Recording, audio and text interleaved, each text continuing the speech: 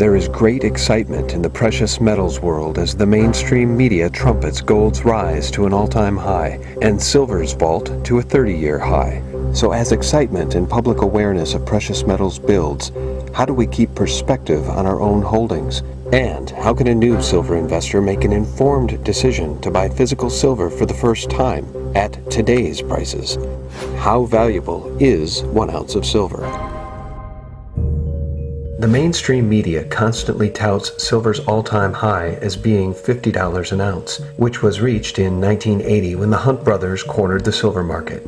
So, how much money was $50 in 1980? Well, a movie ticket cost about $2.50, a first-class stamp cost 15 cents, and a gallon of gas was $1.25, while the median household income in the United States was $17,700. So, inflation means everything. Accounting for inflation is key when discussing silver.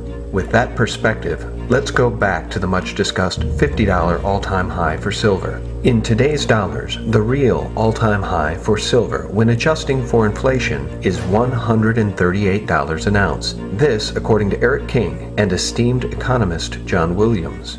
Just as a movie ticket in 1980 was $2.50, today a movie ticket is pushing $10.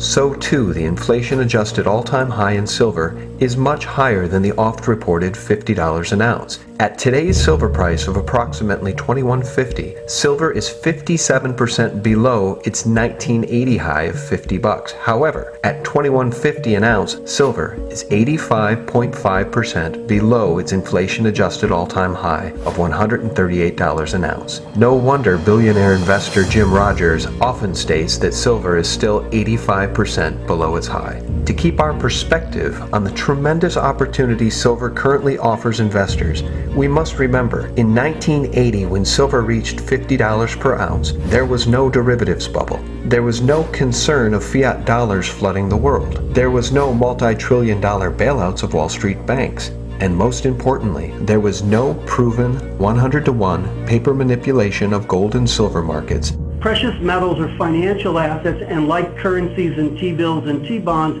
they trade in the multiples of 100 times the underlying physical. They trade in the multiples of 100 times the underlying physical. Silver is such an undervalued bargain, it defies belief, until you come to understand that the banks have suppressed the price with paper shorts and paper silver. Then, it makes perfect sense. At this very moment, we are living through dramatic historical events. Both gold and silver are now breaking the bonds of the manipulation that has long suppressed them. And silver, trading in lockstep with gold, is returning to its 5,000-year history as a monetary metal. The gains investors have made to date have been stunning. But as the bankers are forced to cover their short positions and the true value of these precious metals is once again rediscovered, the pricing moves for gold and silver that lie in the years ahead will be talked about for generations.